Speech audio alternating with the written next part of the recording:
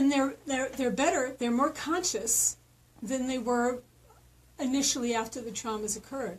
However, there's still a lot holding them back. There's still something. There's a core true, or maybe a couple core true unhealed wounds that they haven't been able to get to. And it's because it's a subconscious. It's in the neural pathways of the brain that have not been accessed through normal conscious work. And so these people that are truly ready to heal, to become who they are, they've done enough work to know that there's someone amazing living inside of themselves. And that amazing self is really crying and ready and longing to come out, to expand, to be expressed, to be born, right? To give birth to this part of ourselves is a deep longing in people that have had trauma in their lives.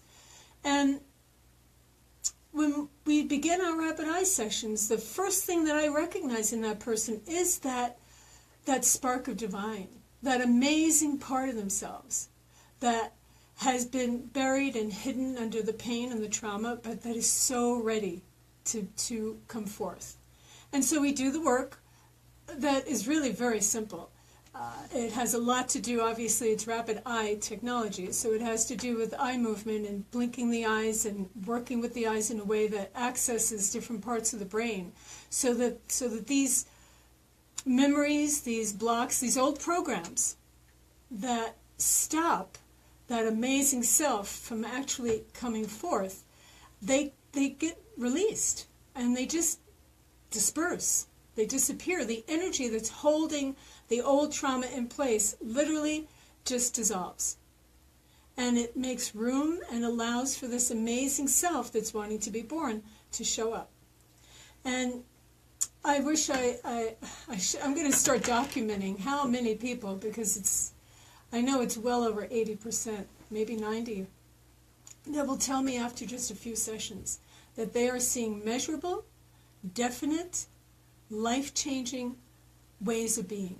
That their lives are changing in ways that they didn't imagine it could. And that's very definable, measurable, and they're just really amazed at how quickly and easily things are shifting for them. It's because they came ripe and ready to let it go. Now, when you say ripe and ready to let it go, what does that mean? Because I think sometimes, a lot of times, people are like, well, I don't want to live with this anymore. Like, I want this done and over. But is that ripe and ready to let it go? Not necessarily, because we often have an inner conflict. Especially if we've come from trauma, there's a victim living inside. There's a victim consciousness. And very often people want to, or they believe on a conscious level, that they want to heal and they want to get better and they want to get past it. However, until that victim consciousness, until that identity of being the victim gets healed and released and re-identified, then very often that part of them is going to come in and try to sabotage. Right? No, I'm a victim. I can't heal. Yes, I can. I really want to heal. But subconsciously what's happening is that victim is sitting there saying, no, I can't heal. I'm a victim. If I'm not a victim, then who am I? So I've got to make sure that I stay identified with how things always go wrong for me, and I'm always the victim of every situation, and no matter what I do, I'm always going to be the one that gets screwed and betrayed. And that subconscious program will often disallow people who believe they're ripe and ready from being ripe and ready. So if someone comes to me in that state, then we work to help release that victim consciousness. We help to change the identity. So it sounds like almost like they have a victim program that's running in their subconsciousness. Is that what you're saying? Yeah, sure. And a lot of times it's genetic. It just comes from watching mom, maybe. You know, I've said it before on this show, that one of the things I learned in Rapid Eye that really stuck with me is that from birth to 6 years old, most of the time we're in theta. And that's the level of consciousness that's just above sleep. And it's where we go when we're in a deep meditation, when we're under hypnosis.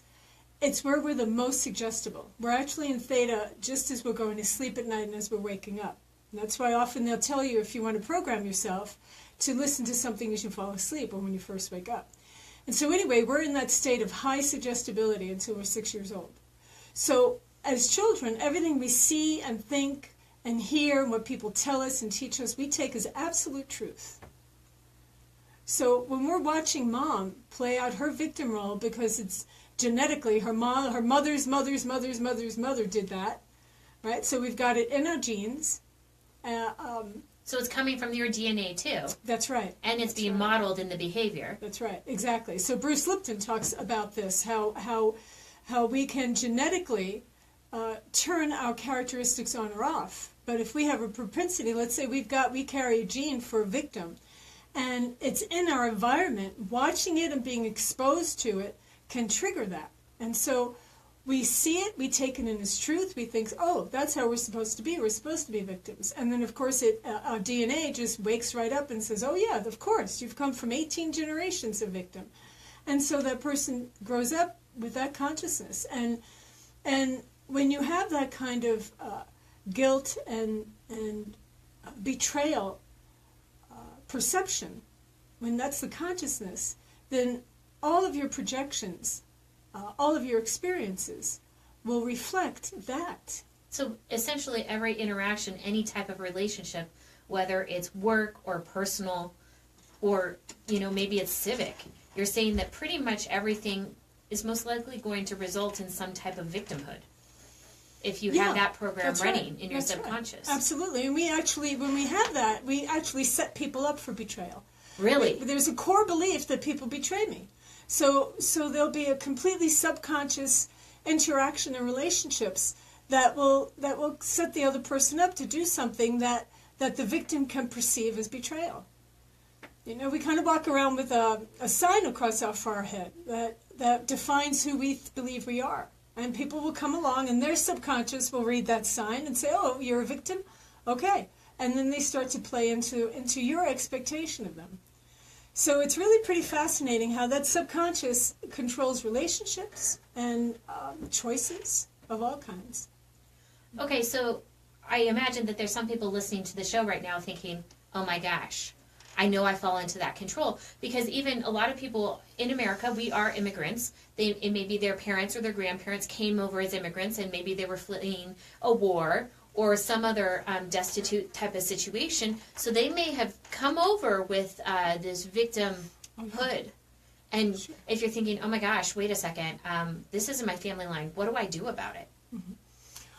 Well, there's a couple of things you can do on your own. If you go to my website, in the blink dash of an eye, I've got some videos that will teach very quick and easy techniques that can help to manage energy. It's not going to get down to the core of changing the identity. Really, in order to do that, my best suggestion is rapid eye technology. I know there are a lot of techniques now that are helping people work with the subconscious.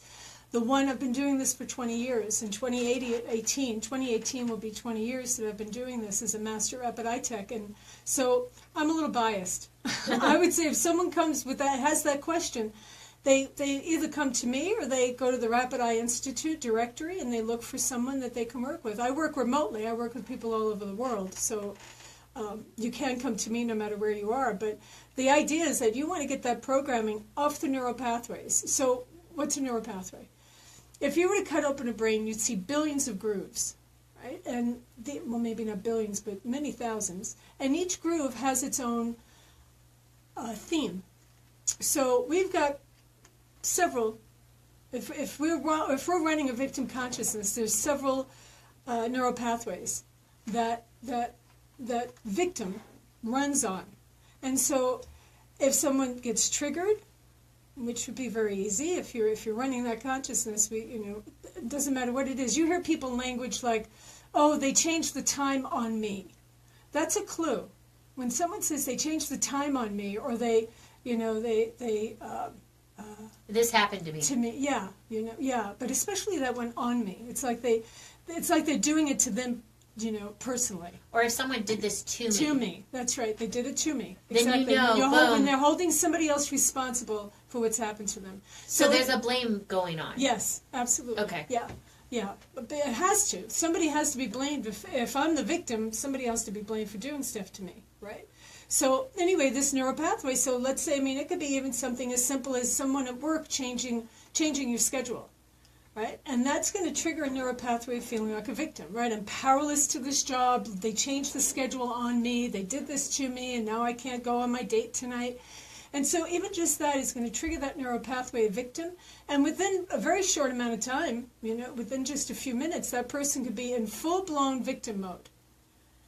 So the neuropathways carry this information. And what we do with Rapid Eye is we release it off the neuropathways, we get it out of the brain, and then we put new information in so that a new identity can begin to take place, and we begin giving birth to that greater aspect of yourself. Okay, so I understand with Rapid Eye technology, you've mentioned this before, that it includes 26 different modalities within Rapid Eye itself. And so it's not just alleviating and taking the subconscious programs out, but then you're also reprogramming it. And yes, you've said this also, that it's permanent and it's effective. And a lot of people are like, how is that permanent? Well, it's permanent because when you get the information off the neuropathway, when that imprint, that programming is released, is gone. Once the energy is gone, energy is gone. And it's off that neuropathway. Now, if we were not reframing, if we were not putting new information in its place that's positive and vibrates at a much higher rate, then you could recreate the old pattern. Sure, because it comes from thoughts. So you could choose to go out there and continue to think the same thoughts that supported the old consciousness. However, with Rapid Eye, what we do is put new information in there so that it becomes easier for you to choose thoughts that will support a higher consciousness. Because the fact is, all this energy we're talking about, a neuropathway, it's all vibration and frequency. It's all a reflection of the thought patterns. Right? Everything is vibration, everything is frequency. Every thought carries a vibration, and energy follows thought. So if we're thinking thoughts that have the old consciousness, if we're thinking thoughts and we're in a habitual pattern of a thought process that keeps us in victim, then the reason this is permanent is because we begin to change that whole thinking process. You're not thinking the thoughts anymore that keep that old identity in place. So when you're in high school, you have a particular identity and you think like people in high school think, and it supports your high school experience. But when you graduate and you're in college, right, you're in a whole different level of mind. And so it's the same way. We literally raise the frequency of thought so that your thought patterns can no longer support the old consciousness. So when that starts to happen, that your thought patterns change, does this start to reflect in someone's life? And how does it reflect in someone's life? Oh, of course, of course. Well, I'll tell you some stories. I have, just to pick one, I have a particular client who I love working with. When she first came to me, she had experienced extreme abuse and was barely functional. She was having several panic attacks a day, in fear, just really hard time even functioning. And she now is highly functioning, and she's teaching other people about how to change their consciousness and how to raise themselves beyond the old patterns of abuse, the old patterns of victimizing ourselves. She's pretty miraculous, and it didn't take very long for her to start seeing these changes. She couldn't sleep. She was her health was not in very good shape, and now she's a completely different person. So, what was the question? Well, well, I'm curious because, I realize there's some people that they may have had horrible childhoods, or maybe they had a really great childhood, but then they had an abusive marriage, or maybe they have this intense fear of heights, and they just don't know why. Well, what happens when they come and do some sessions? What happens to them, and what changes in their lives and in their relationships? What changes is their consciousness. What changes is all those scenarios that you just said. I work with people who have all those things. I worked with someone last week, a couple of weeks ago, that had a phobia, a phobia for flying. And after 2-3 sessions, she was able to get on the plane and work through it. I had a client years ago, actually, who had the same thing, a phobia of flying. And I gave her some tools to use, and she was able to fly with no problem. And it's not an issue at all. No anxiety, no worries about it at all. And so for everyone, it's different, depending on what the subject is. But the bottom line is that we're doing the same thing. Every single person is experiencing the same thing in that we are accessing the neural pathways. What I'm doing is actually reading from a script. So what that script tells the brain which neural pathway, which highway to open and release. And as your eyes are moving, you're opening the limbic center of the brain, where the emotion and the energy is stored, and it's releasing right through the eyes. So I'm reading from a script that tells the brain which neural pathway to release, and you're blinking through most of the session, and that energy is just pouring out of the neural pathway. It's emptying. It's letting go. It's releasing. The key to true deep healing is releasing the old stuff that's keeping us in the pattern we don't want. No matter what the pattern is, it doesn't matter if it's from it's biting your nails to, to not being able to have a relationship because of fear of the rape that happened 10 years ago. It doesn't matter what the pattern is. If it's a pattern, then there are neural pathways that are holding it in place. And what Rapid Eye will do is release those patterns, release the energy, the cause. You see, we don't deal with effect in Rapid Eye, we deal with the cause. It goes to the very cause of the pattern or behavior, and it releases whatever's holding it in place within the brain. And then once that's released, we simply bring in a new level of information, a new pattern, and it just changes. Things just change.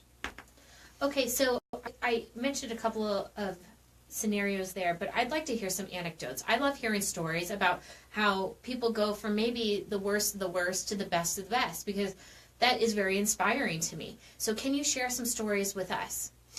Yeah, I can. I was recently working with someone who was going through a divorce, and new baby, not even a year old, and she came to me pretty ready to do the divorce. And so between the first session and the second session, she had actually done it. And then she started going into all kinds of self-doubt. I shouldn't have done it. This was a mistake. The old, and we often do that. We'll often, especially with a breakup, go back and question ourselves because we get lonely and the world is overwhelming and we're not used to being without a partner. And it was very traumatic for her, really wanting to go back, not knowing if she should, if she could, what was the right thing.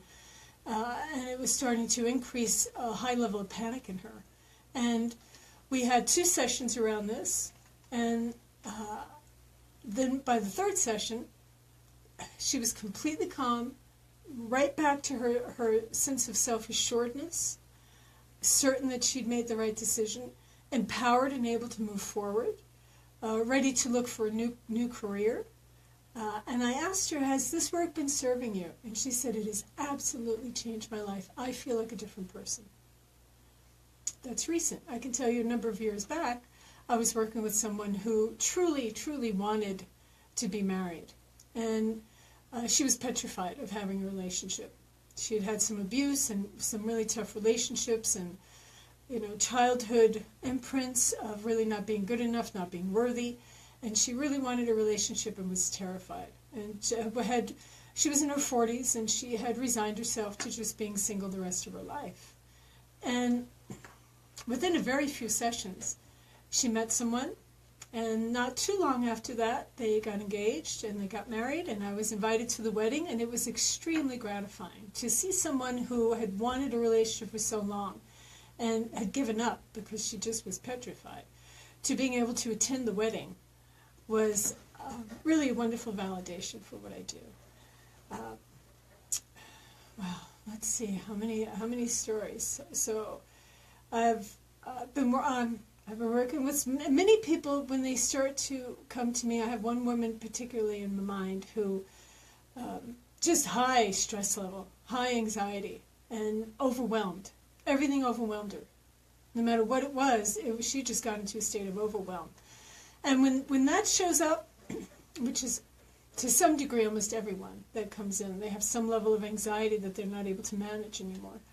It tells me that they're not ungrounded, and that they're not grounded, that they're very ungrounded. What's happened is they've had enough shock, enough trauma, enough upset, enough distraction and anxiety in their lives that they have kind of jumped out of their bodies, we call it. Their attention has been taken in so many different directions. So it's like squirrel. Like anytime someone says squirrel, they're like all over the place. That's ADD. Right, exactly. So that means they're not grounded. And grounded means that you're fully connected to your electrical source and your electrical circuit that runs from the earth through your body out of the top of your head.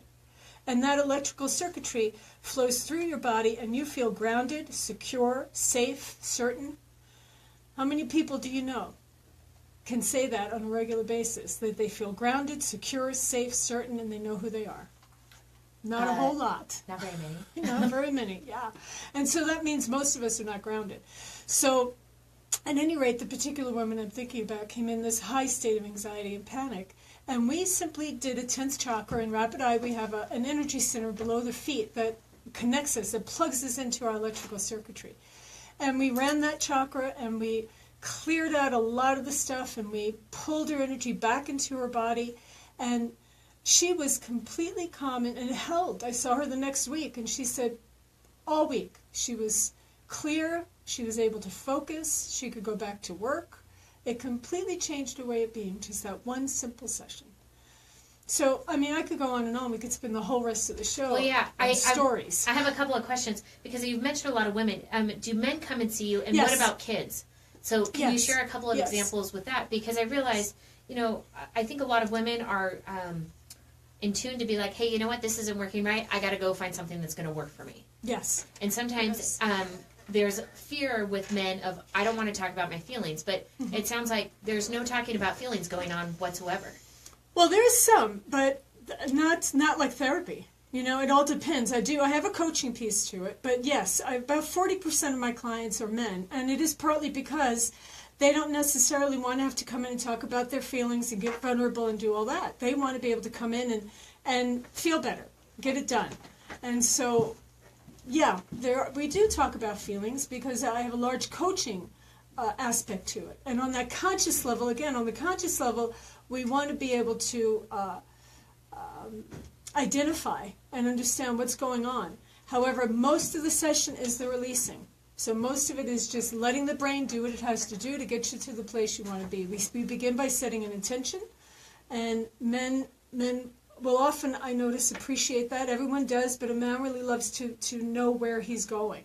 And so the intention gives him that sense of being able to say, okay, I'm going to tell my subconscious that this is what I want.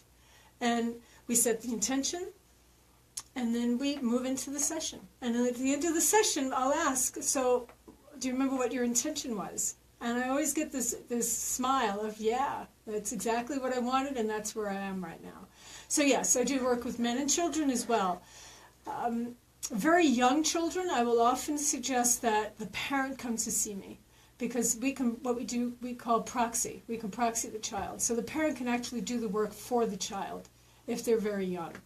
I like to work with children that are 6 and above. And sure, and kids clear so quickly. I mean, an adult, I'll say, we may need to work together 2 or 3 months.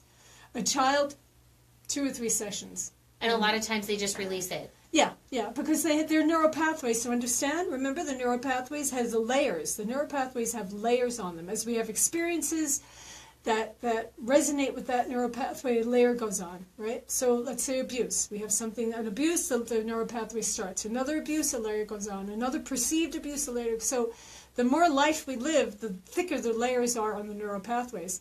A child, their neural pathways don't have that many layers. So they can clear really quickly. And boom, they're done, they're through. So it's great for children to have this work done before those layers get just built up and built up and built up. So, for example, if a kid has gone through some trauma, maybe through the birth and it was in the NICU or something along those lines, this would be something that's really helpful, or if they're colicky or things along, because I know with a lot of new moms, sometimes they're dealing with some really hard stuff, or they get into like the 2s and the 4s. Sometimes it can be really hard with some kids. And so I know a lot of young moms are looking for other options because they're like, it shouldn't be this hard. It wasn't this hard with other kids. Right. That's right. And it's so interesting that you say that, because I do want to birth. Everyone that comes for sessions will have a rebirthing experience, because so much of the patterning. What does that mean, a rebirthing experience? It means that we go through a birth process where we release a lot of the DNA, the beliefs, the trauma of birth that we experience ourselves in the birth, that we got from mom, that we got genetically, the dynamic that we're born into. We release a lot of that imprint, and then we introduce a new imprint, a new feeling of what it's like to be in the world at this higher consciousness. So it's a fundamental part of every rapid eye protocol, that we do at least one birth. So just to make it clear, so people understand, they're not having to do anything. They're just sitting there fully awake. Mm-hmm. And you said there's a lot of blinking that happens, and then you go through a script, and they just basically visualize that. Right. Yeah. And they may not even visualize, because you will go down into theta, and we just allow the subconscious to do the work. In addition to the blinking, there's a number of different eye movements that we're doing. The blinking, by the way, is associated with the REM cycle. So when we go to sleep at night, we go into a REM state, our eyes begin to blink, and that triggers the brain to discharge from the limbic center. And we call that discharge dreaming. So we all know how to do rapid eye. We do it every single night. Rapid eye movement, that's REM, rapid eye movement. We do it, so the body knows exactly what it's doing in a rapid eye session, because it does it every night. And so it's a natural discharge mechanism. So yes, just to explain the blinking piece, the brain and the body is very familiar with it, and that blinking will allow us to discharge just the way we do in dreaming, however in a much bigger, much more aware manner. So what's interesting about what you said with the young mothers and young children, yeah, if a mom is going through something like that, I'd highly recommend that she come to see me, because often the baby is responding to the mom's energy. If the mom is anxious or stressed or depressed, the baby will often be reflecting that. Babies they're sponges, and a lot of times it's the mom needs to get centered or cleared or release something and get into a more centered place, and then the baby will follow. Or sometimes the baby may have a trauma. Maybe the baby did have a birth trauma and it still hasn't really healed from it. The mom can come in and do the healing for the baby. But it's interesting that you asked me that question today, because just today I worked with a client who very often what I'll do is match up the child developmental stage. We do Erickson's child developmental stages. That's the inner child work, and there's 6 of them. And one of the stages is 6 months to 18 months. And she came in asking about learning how to be more patient.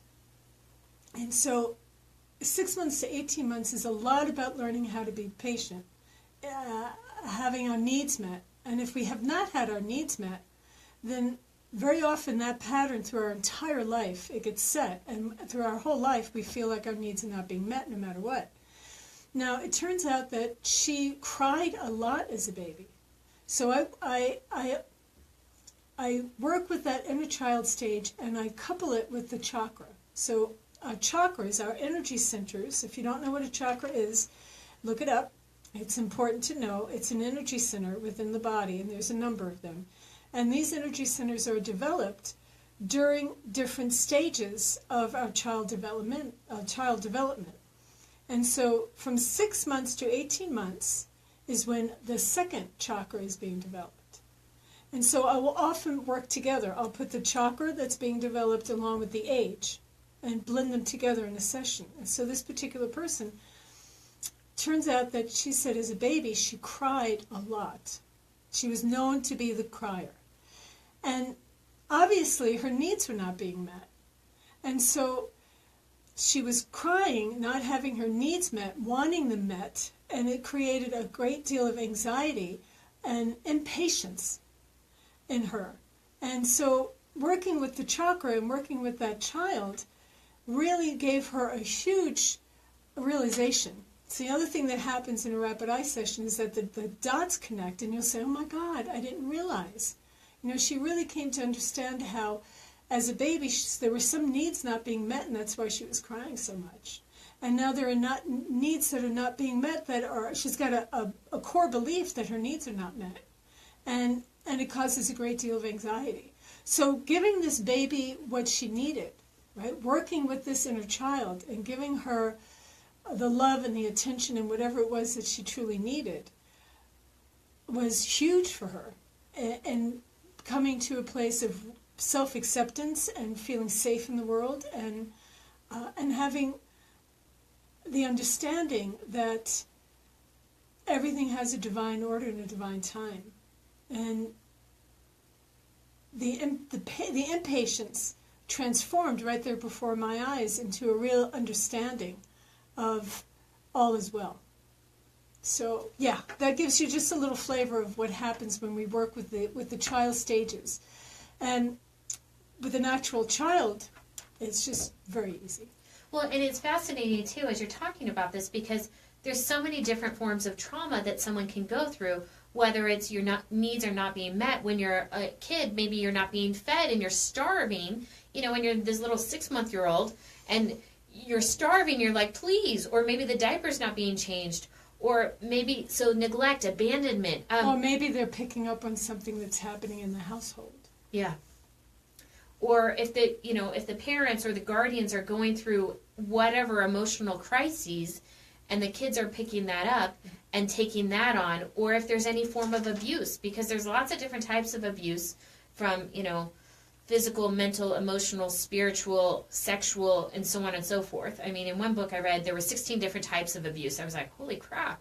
I mean, trauma, you can literally get it from just about anything if you're mistreated. Yeah, well, everyone has had trauma. It's part of the human condition. There isn't a human being walking the face of the earth that has not had some kind of trauma. Yeah. It's just, so there isn't, it's part of the human condition. Yeah, so it's just a question of how do you cope with it, and are they healthy coping tools, or do you have some things that aren't quite working that you need to alleviate and release from the body? Right. That's right. And speaking, you said the word tools. One of the many things that I love about Rapid Eye is that I get to share tools with people when they come in. When my clients come in, I give them different tools and techniques. A little toolbox, and we've put all these different tools in them that they can use to manage their own energy. So between sessions and as they go on in life, there are ways to notice, oh, okay, my stress level's coming up. I can do this tool, and it brings it right down. And it's very empowering to know that you can manage your own energy. Because many people are afraid of losing control. They're afraid of being afraid. And so the tools that I give people really enable them and empower them to be able to manage their own energy and feel like they have control. Yeah. Which is really, really important when we've had abuse or trauma that's significant. Mm-hmm. You need to know that, because fear comes from, the need to control comes from fear. And so the more we can feel like we do have some control over our own experience, the less fearful we are. And the less fearful we are, the more loving and happy we are. Okay, so you've talked about there's a couple of different stages that you do in Rapid Eye, and you said the first and most important thing is when people come to you is that they need to be ripe and ready to release. Yes. So can you talk about the stages or how someone evolves once they've been able to release this trauma? Well, often in the beginning, people will first come in a pretty high state of agitation or just discontent with their life. And the first session, we'll identify it. We'll see what the intention is, where they are. And I take a little bit of history, because knowing what's happened in their childhood will tell me the pattern that they're running right now as an adult. So we talk a little bit about childhood dynamics.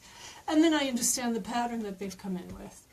And the first session is very often about, like I said, getting grounded, getting centered, just coming into a state of feeling more in control of their own emotional state. And lighter. The word that inevitably I hear at the end of a session is that I feel lighter. And at that point, we assess how dedicated and, like you said, really ready and ripe to heal someone is. When they say yes, I get it. I see how this is going to change my life, and I'm ready and willing to do this. It's easy work, and I'm not afraid of healing. See, many people, like I said, are afraid of letting go of the pattern. They're afraid of their healing because who would they be without their neuroses? Yeah, what is their identity? That's right, exactly. So at the end of that first session, when someone says, yeah, I'm ready for this, I can see that this is going to change my life, then we make a joint commitment to do a journey together and continue to work.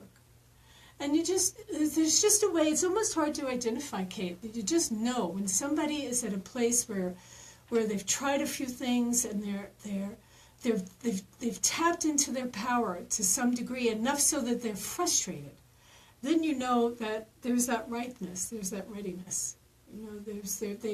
They've done some inner work, and their consciousness is right there at the brink of just exploding. Okay. So okay, you said the first step is, one, they've got to release. Yes. Let's talk about the other two steps. That's right. You said you have basically 3 steps. 3 steps, that's right. The first one is let go and release. The second one is,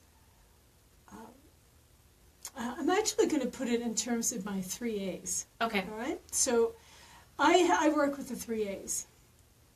It's access, activate, and actualize.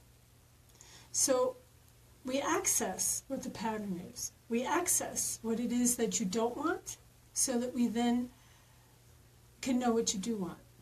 And when we access the pattern and really getting clear on what it is that's holding you back, then we go through the letting go process. Then we accept that there are lots of blocks in there that need to be released. And that's the first step, is the releasing. So the second step is when we access, actualize. No, access, activate. The second one is activate. So we begin to activate a new way of being by becoming aware of what's possible, by establishing a state of well-being that begins to feel comfortable. Right? Very often people have trouble stepping out of their comfort zone, right? Even though it's uncomfortable to be there, it's still familiar. So with the second step, what we're doing is activating a new level of consciousness. We're activating the understanding that I could think about this thing differently. I could take a step a little further and be safe. I could actually activate within myself the ability to be honest with my partner. I had someone last week who, for the first time ever, after having a few sessions, she was able to sit with her partner and say, you know what, I feel really angry and annoyed about this. Rather than just banging around dishes in the kitchen and acting annoyed but saying I'm fine, right? She was able to say, you know, I'm angry. So activating the ability within us to start manifesting a new way of being. Activating within us the greater and higher consciousness that we know is available. And then the third step is actualizing, to actually be in that state of well-being and continue doing things, thinking thoughts, involving ourselves in activities that vibrate at a higher rate, that will actualize the thing that we wanted to begin with. So we come in with an intention, this is what I want. And step 1 is we access what's blocking you. Step 2 is we activate a higher vibration within you, a higher consciousness. And step 3 is that we actualize and experience the initial intention on a physical level in a way that's measurable and repeatable. Does that answer your question? I think it does, because basically you're telling us, here's a really easy way to change. And here, I'm going to take you on this journey. We're going to take this journey together, and you're going to create a brand new self. Right, that's right. So it really is 3 easy steps. Let go. What's the second one? You said access, activate, actualize. And so it's let go, and then receive, and then stay in it. That's the one. Thank you. Sorry, I'm taking notes as I'm interviewing. Yes, yeah. So it was the receiving. It was the receptive piece. So step one is let go, right? And that's when we access. Step two is receiving. So when we activate the new way of being, we're actually receiving a whole new energy, a whole new input. It's a whole new way of being. That's right. Exactly. Because we have to be receptive. In order to receive a new way of being, we have to let go. We have to let go of the old way of being, the old thoughts, the old energies, the old identity. You have to make space. That's right. And then you're able to receive. So basically you're decluttering, and then you're like, okay, now that we've decluttered, we've made space, now we can welcome in brand new stuff. You got it. Exactly. I love it. Kate's listening. Taking notes here in my notebook. And then the third step is really living in that state of well-being and doing things to maintain it and grow it. Yeah, so I mean, basically this is like, here you have a house, you're living in your house, and you're like, we're going to declutter and get rid of all the crap. You get rid of all the crap, and then you're like, you know what? I only need certain pieces in my house, and we're going to keep this simple. And then you're going to receive those new pieces. You're going to put them in place, and then you're like, and now I'm going to hang out here because I like this new space.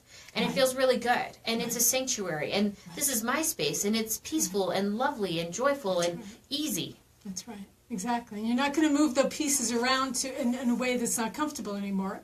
You're going to hang out in the more rewarding space. Yeah. Well, I think that this is so helpful because a lot of times people are given new tools and they don't know how to incorporate it, and then it's like, oh crap, I don't know, and then it winds up on a bookshelf. Yeah, that's right, exactly, yeah. And it's important. Getting the information is important, but if you don't use it, if you don't implement it, if you're not able to use those 3 steps, true healing probably is not going to happen. Got it. Because, again, there's only so far that our conscious mind can take us. Yeah. We've got to be able to go to that subconscious and wipe out the subconscious programs. Yeah. And create new ones. So the thing is, though, with what you do, really, you're offering a lot of people hope. So if they know, hey, you know what, there's a lot of things that maybe I don't like about myself, and I'd like to change, and I've tried to willpower all this stuff, and it hasn't worked. Maybe they didn't know that they had these little subconscious programs going on, maybe from some unprocessed trauma as a child, that here you're like, hey, you need some help? Let's do some sessions. Right, exactly. Or just things that people told them about themselves at a vulnerable time when it went in as a child or any time. And they believed it to be true. Yeah, well, we often we think we know who we are, but we're just walking around reflecting what all kinds of our teachers, our parents, the church has told us we are. And we don't have any idea who we are. Got it. Okay, so I think this is so helpful, and we have a couple minutes left. Okay. Is there any tools that you want to share with anyone today? Because I realize we've talked about a lot of different things, and then you mentioned people can go to your website and you have some tools there. Can you give your website again? Yes, it's www.intheblink-of-an-eye.com, EYE, intheblink-of-an-eye.com, and you can also Google me, Paula K Bronte, at Gmail, and I also have a YouTube channel. Every Tuesday morning on Facebook, I do something called Tuesdays with Paula, and I'm pretty sure this interview will be on tomorrow's Tuesdays with Paula. And that is archived on a YouTube channel. So you can go to Rapid Eye Technology YouTube, and you'll find all of my Tuesdays with Paula's on there, along with some Rapid Eye sessions. And so I'll give you a quick tool, and then I want to talk about the workshop I have coming up. Okay. So a quick tool, it's called the quick release. You keep your head straight, and you find a spot on this side of the wall and on that side, and you just move your eyes side to side, just like that. Looks kind of weird, I know, but you're moving side to side, and what's happening is that left brain and right brain are communicating, and just that alone can help to desensitize stress and trauma, side to side. So if someone's feeling really anxious, or they're really worried, or maybe they got triggered, or whatever it may be. Just anything. Doesn't matter what it is. If you don't want to be feeling it, stop and move your eyes side to side. Left brain, left and right. When your eyes get tired, you're going to squeeze them tight, open, and take 3 deep breaths. And really let it go. Big breath. So you breathe in through the nose and out through the mouth. Exactly. And that's it. 3 really simple parts, but they all work together. When you're moving side to side, you're getting the left brain and right brain to communicate.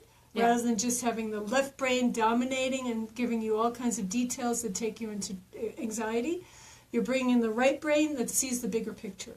Yeah. So you get both hemispheres working together, you feel more balanced. And while you're doing that, energy is being built up around the eyes, so you want to scrunch them tight and release that energy. And then the 3 deep breaths help the sympathetic and parasympathetic system to come into balance, that fight or flight. So you put it together, and within less than 60 seconds, you start to feel much more calm, balanced, and centered. You run through that 2 or 3 times, and you can do it when you're sitting at a red light, when you're going to the bathroom, sitting at your desk. Just Anywhere. do it. Yeah, just do it, and you will find yourself being able to really have a lot more composure. Okay. So that's a quick tool. Now, I do want to talk about the workshop. This is going to be an actually unusual workshop, because the people that I'm calling in for this particular weekend, it will be the first weekend in February, the 3rd and 4th, are people, as I said earlier, who are really ready to take the deep dive and go to the very core of what's holding them back and release it, let it go, and plant in that fertile soil new seeds to grow their potential on the physical, emotional, mental, and spiritual level. There'll be quite a bit of spiritual work done that weekend. And I'm interviewing people because I really do want those of you that are ready to really say, okay, I'm ready to expand, to really step into my full potential, to let go of all this baggage that's holding me back, that I've worked with for years and it's still not letting me go, to really get down to it and just let it go and release it. And so the workshop will not necessarily, as I said, I'm not a therapist, so we're not going to do heavy therapy, but we're going to do a number of different kinds of techniques, rapid eye and a number of other things that I've learned in my 20 years, to just get it out of the body, get it out of the brain, make it as if it never were, and then step in to that whole new level of consciousness. Step into who you really came to be, as opposed to just carrying around all this old baggage that's not even yours. You picked it up somewhere along the way. It's not really yours. So what you're saying is, first of all, this is going to take a little bit of work, but relatively it's easy. You're not going to go into the story, and this is a safe and comfortable place. And you, if someone's interested, that they need to talk to you, and you'll interview them to say, yeah, I think this is a best fit for you, or you know what, maybe there's some other options. That's right, exactly. And it will be small. It'll be a small group, 8 to 10 people at the most, and it'll be 2 days. It'll be a Saturday and a Sunday, and you'll come in with a clear intention, and you'll leave having that intention fulfilled. And we're going to love it. We're going to access, activate, and actualize who you truly are on all levels. Get it done in 2 days. You got to be ready. Okay, so how do people contact you about that? So there's several ways. You can message me on Facebook. You can send me an email, paulakbronte@gmail.com. How else, Kate? Your website? Yeah. I don't know. Can you contact? I don't even know if you can contact Yeah. me on my website. Yeah, give your website again. Let's just do The that. website is in the blink-of-an-eye.com. Okay, we've got to head out. I want to thank you so much for coming on the show, Paula. Thank you for talking about trauma, how to process it, and what you found to be permanent and effective and pretty much easy, and you don't get into the story. Yeah, it's really, really, the body doesn't have to carry around this stuff, and if it gets out of the body, it gets out of your life, and then you get to be who you came to be and live in joy. Yeah.